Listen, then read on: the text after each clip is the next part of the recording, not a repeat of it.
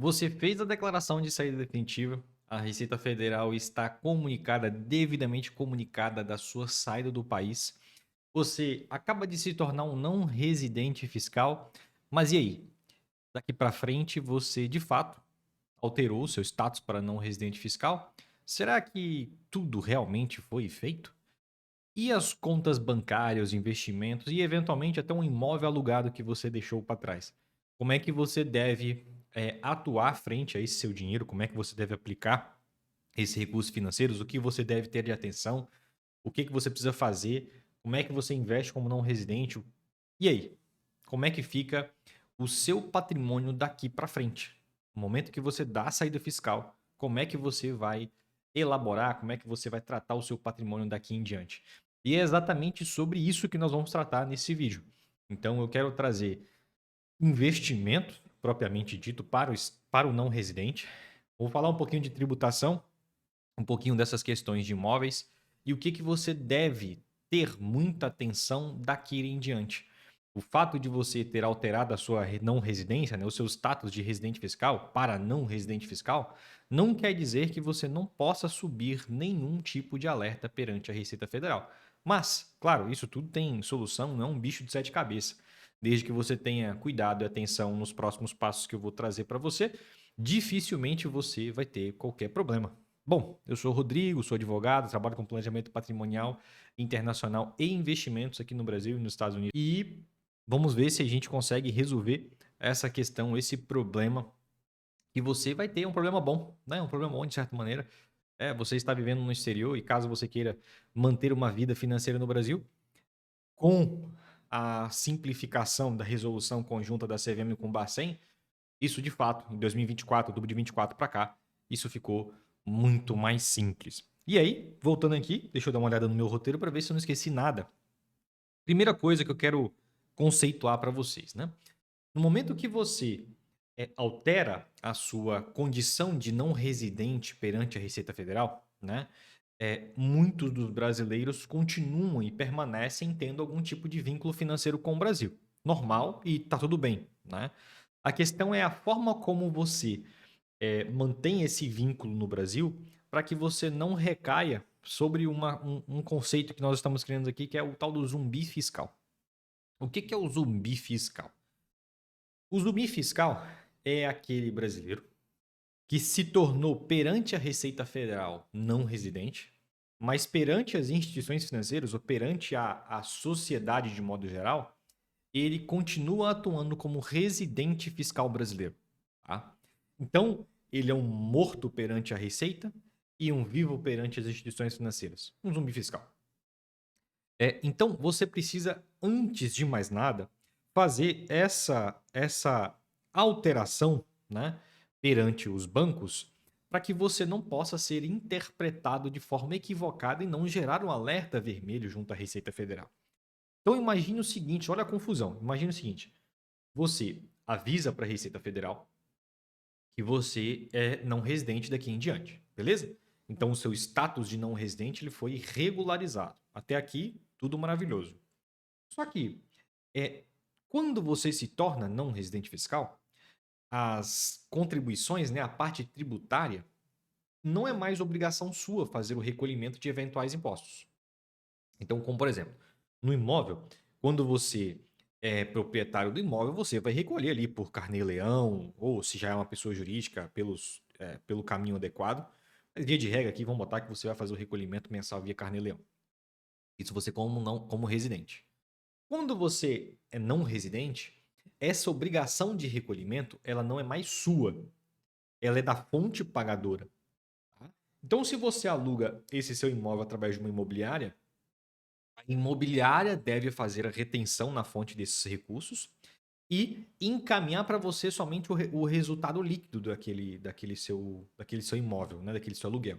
Claro que é possível fazer eventuais deduções, como condomínio, taxas de imóvel, as taxas de corretagem, mas se você recebia R$ 10.000 por mês de aluguel e você tem que pagar 15% de imposto, né, como não residente, não é você que recolhe os 15, é a fonte pagadora, né? E a fonte pagadora geralmente é um corretor de imóveis, não é um imobiliário. Então a imobiliária faz a retenção e distribui para você automaticamente somente o líquido. Tá? Estou supondo aqui que nesse exemplo não teve nenhum tipo de dedução. Então, quando você está com esse status de um zumbi fiscal, vamos botar assim, você está em não conformidade. O que é a não conformidade? Você não está nos conformes. Quer dizer que perante a Receita você é um não residente e perante a sociedade, vamos botar aqui, perante as fontes pagadoras, você continua como residente fiscal. E aí começa a ter aqui uma confusão entre a realidade fática, né, que seria o não residente, né, a não residência, e o modus operandi. Então você está atuando como residente, quando na verdade deveria estar atuando como não residente. Então eu falo com os clientes geralmente o seguinte, ó, apareceu um papagaio com vitrola quebrada. Vai ficar repetindo para todos os atos que você for praticar na sua vida perante o Brasil de modo geral, você sempre vai fazer constar que você é não residente, que você é residente do exterior, que você é não residente fiscal ou residente do exterior. Então, para tudo que for necessário o seu endereço, mantenha conformidade e diga: sou não residente fiscal, se eventualmente a fiscalidade for necessária, e resido no exterior. Então, vai no banco, não residente. Vai fazer uma não residente. Então, assim, igual o papagaio. Não residente, não residente, não residente, não residente. E segue a vida. Então, isso vai garantir com que todos os atos que você pratique perante o Brasil, de modo geral, né? Vamos ser generalistas aqui.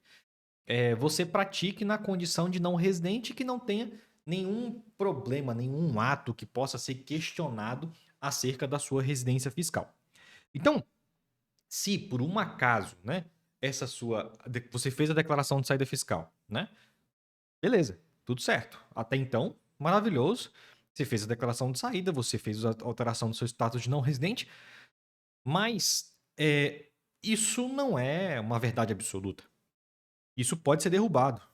E aí, aqueles riscos que você fez a saída fiscal para apartar, que seria tributação sobre a renda universal, bloqueios de contas, cancelamento de CPF, mas aí o cancelamento de CPF é por outros motivos, né? Que é a ausência de declaração quando você era obrigado a declarar. O residente fiscal é obrigado a declarar. Né? Ainda que ele esteja dentro de uma faixa isenta, né? Ele vai ter ali uma obrigação de alguma coisa, eventualmente você vai ter uma obrigação. Mas beleza. Quando você se torna não residente, essa obrigação de declarar deixa de existir. E a tributação sobre a renda universal, ela para de existir também. O Brasil vai ser competente para tributar somente aquelas rendas provenientes do Estado, dentro do continente, né? Dentro do país, nesse caso. Então, você fez a alteração da sua residência, você fez a declaração de saída definitiva, foi exatamente para se apartar, né? Sumir desses riscos que você eventualmente teria na condição de residente fiscal no Brasil. Então, não faz sentido nenhum para um detalhe você abdicar dessa conformidade para tomar um risco que você tinha regularizado lá atrás. Então, há uma necessidade de cautela para que você faça os atos corretos perante a Receita e perante a sociedade, para que esse ato de saída definitiva não seja questionado e aí você possa ser tributado sobre a renda universal, possa ser. Possa ter que pagar impostos de forma retroativa. Essa declaração de saída pode ser pode ser transformada numa declaração simulada, uma simulação de declaração de saída, porque na verdade você declarou a saída para gozar de determinados benefícios, quando na verdade você é um residente fiscal. Então, assim, complicado. Tá? Inclusive, tem sido feito muito isso de simulação de declaração de saída fiscal no que se refere à mudança para Uruguai e Paraguai. Muito famosinho aí na internet, todo mundo fala disso igual um papagaio. É como se a solução fosse somente essa. Mas esquecem que existem requisitos a serem preenchidos para você se tornar um não residente, né? Não é só declarar a saída. Precisa estar no solo mais 12 meses. Precisa ter o centro de interesse vital, o centro de interesse econômico, conforme a OCDE, para uma eventual defesa técnica do seu caso. Não um bicho de sete cabeças, mas se você mora fora, você é um não residente fora, trabalha fora, não tem vínculos com o Brasil, somente arremete recursos para poder fazer investimentos aqui, etc. É só manter a conformidade que vai dar certo. E aí nós vamos falar sobre essas conformidades nos próximos 5, 6 minutos no máximo. E aí, vamos lá. Você entendeu que a não residência ela é só o ato de você alterar o status perante a Receita. O fato de você alterar o status perante a Receita não quer dizer que isso possa ser derrubado pelos atos que você pratica na vida cotidiana. Então, como é que eu faço? Oh, o dinheirinho caiu. Então, o que eu preciso ter de atenção daqui em diante, tá? Então, isso tem solução. E o que a gente pode, logo que você dá a saída fiscal, o que você precisa fazer, né? O primeiro ato, comunicar as fontes pagadoras, tá? Então, o que são fonte pagadora? Fonte pagadora são todas aquelas instituições, aquelas empresas pelas quais você mantém algum tipo de vínculo que é geradora de renda ou que há algum tipo de transmissão de informação financeira. Então, o banco é uma fonte pagadora, Rodrigo? Sim, se você tem investimentos lá, quando você faz investimentos, aquele investimento rentabiliza. Quando aquele investimento gera um retorno, aquilo é um rendimento. Então, o banco pode sim, o banco, a corretora são fontes pagadoras, assim como o INSS. Ah, você presta um serviço de vez em quando para uma empresa no Brasil. Aquela empresa é uma fonte pagadora. Ah, você trabalha de home office e aquela empresa faz dedução na fonte, paga direto para você lá fora, é uma fonte pagadora também. Então, via de regra, tudo aquilo que envolva renda, né? Você tem um aluguel, quem é a sua fonte pagadora? Depende. Pode ser o inquilino, se você alugar diretamente. Pode ser um corretor ou uma imobiliária, se você alugar através de uma imobiliária ou diretamente através de um corretor.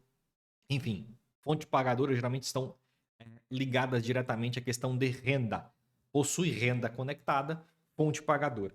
Então, a primeira coisa que você precisa fazer é comunicar as fontes pagadoras. Na sequência, alterar o domicílio fiscal das contas bancárias. Então, por exemplo, você tem lá uma conta bancária no Banco do Brasil, no Itaú, e recentemente a Caixa fez uma alteração importante. O que você precisa fazer? Ir lá nos seus dados cadastrais e fazer uma conversão para essa CNR alterando o seu domicílio fiscal para um domicílio fiscal do exterior. Então você retira o domicílio fiscal, você altera o domicílio fiscal seu do Brasil para o exterior. Mais para trás, alguns meses atrás, isso não era possível fazer. Você, via de regra, tinha que cancelar as contas. Mas hoje, você tem contas bancárias para serem abertas na condição de não residente, um Banco Rendimento, o Banco BTG, o C6 Bank, o Itaú permite, o Banco do Brasil permite. A Caixa tá. Vamos lá. É Caixa, eu não preciso falar mais nada. Mas você precisa fazer a alteração, a migração dessa sua conta no Brasil, essa conta bancária no Brasil, que é muito mais simples do que se parece. Tá? Cada instituição tem sua regra, mas hoje grande parte das contas de não residentes não são cobradas. E as contas tradicionais, quando você faz uma alteração de domicílio fiscal, via de regra também, dependendo do seu relacionamento ali, ou cobra uma cesta básica ou não cobra nada. A experiência tem sido boa. Uma cobrança baixa ou uma cobrança quase que zerada nos bancos tradicionais. E aí daqui para frente, você tem que saber que toda renda é retida na fonte, porque você não é mais o contribuinte, né? Diretamente não é você que faz a contribuição no que se refere a eventuais impostos no Brasil. É a pessoa, né, ou seu procurador, ou a fonte pagadora diretamente. Por isso que você precisa que daqui em diante todos os resultados referentes à renda sejam tributados diretamente na fonte, tá? E aí vamos falar um pouquinho de investimento. Vamos falar um pouquinho de investimento. Investimentos no Brasil na condição de não residente. Rodrigo, o que eu devo fazer? Primeira coisa que você tem que entender é que há uma mudança, né, da regra de tributação, mas nossa sorte é que grande parte dos nossos produtos financeiros já são retidos na fonte. Então, no dia a dia, você não vai ver essa diferença. Então, na hora que você migrar para uma não residente, você já não se preocupava quando era residente e também não vai se preocupar quando se tornar não residente, a não ser renda variável. E aí que mora o problema. Quando a gente está falando aqui de investimentos, de fundos de investimentos, tesouro direto, renda fixa, ali, o CDB da vida, uma LCI, LCA, apesar de ser isento, esses títulos, via de regra, já são retidos na fonte. Então, a sua mudança de residente para não residente, na prática, vai mudar absolutamente zero se você aplica nesse tipo de produtos. Por quê? Porque aquele produto já é retido na fonte. você já não precisaria se preocupar com retenção na fonte de investimento. Agora, se você faz investimentos em renda variável, bolsa de valores, ações, fundos imobiliários, opera opções, opera ETFs, aí a conversa muda. Porque quando você é um residente fiscal no Brasil, o que você precisa fazer? Apurar o ganho de capital, apurar o DAF de resultado em caso você venha vender esses ativos, né? Quando você se torna não residente, lembra, a obrigação já não é mais sua, é da fonte pagadora.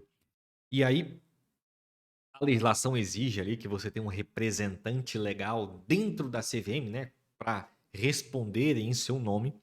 E aí, quando a gente fala de renda variável, né, aplicações em renda variável, as instituições financeiras têm cobrado valores absurdos para manter contas correntes de não residente que permitam investir em ações e fundos imobiliários. Então, a gente está falando de papo aí de R$ 1.000 a R$ 2.000 por mês, ou um valor mínimo de investimento acima de 2, 3 milhões de reais, 5 milhões de reais. Por exemplo, no Itaú, que é o que eu tenho ouvido falar dos meus clientes, né?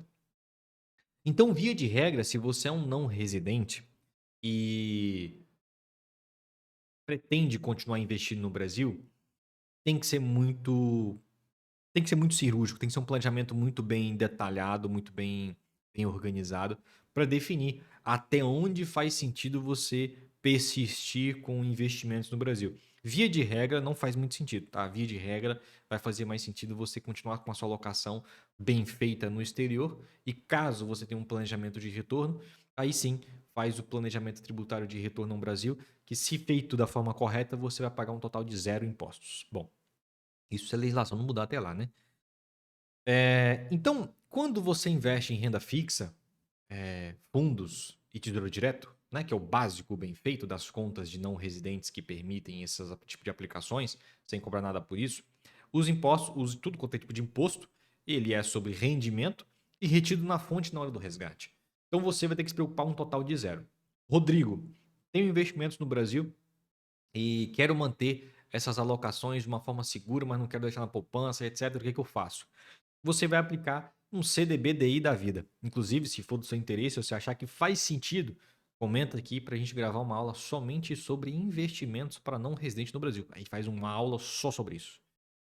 Então, se você está precisando somente de um local para armazenar o seu recurso financeiro para ganhar mais do que a poupança e que tenha liquidez, ou seja, você pode resgatar com o máximo de segurança e você possa resgatar em qualquer momento, CDB de liquidez diária. Então, um CDB, que é um certificado de depósito bancário, como liquidez diária, isso quer dizer que você pode resgatar em qualquer momento. Cuidado, você pode ver quando for aplicar num recurso, não se confunda. Vencimento quer dizer que aquele título vence em 2, 3 anos. Rodrigo, pô, mas eu fui aplicar aqui tinha um título com vencimento só para 2030. Mas a liquidez dele é diária. Tem que confirmar, na hora que você for fazer a aplicação, vai ter lá. Liquidez diária, ou liquidez D mais zero, ou liquidez em um dia. Então isso quer dizer que o papel tem um título de vencimento longo, ou seja, ele vai vencer em 2030, mas ele permite que você faça a liquidação daquele título em um dia, em 0 dias, uma liquidez diária, todos os dias, a qualquer momento. Então, na hora que você for fazer a aplicação, faça o confere nessa questão de liquidez. Tá correto? Então, para finalizar, porque a intenção desse vídeo era exatamente trazer esses aspectos que você precisa ter atenção, o que você deve fazer com o seu dinheiro após a sua saída fiscal, vamos recapitular. Existe, né, sim, uma necessidade de você entrar em conformidade. O que é conformidade? É você estar nos conformes. Não adianta você ter dado a saída fiscal e tocar a vida modo caralho daqui em diante. Então você precisa entrar em conformidade junto às fontes pagadoras para que a sua declaração de saída definitiva perante a Receita Federal não seja considerada simulada. Então, beleza.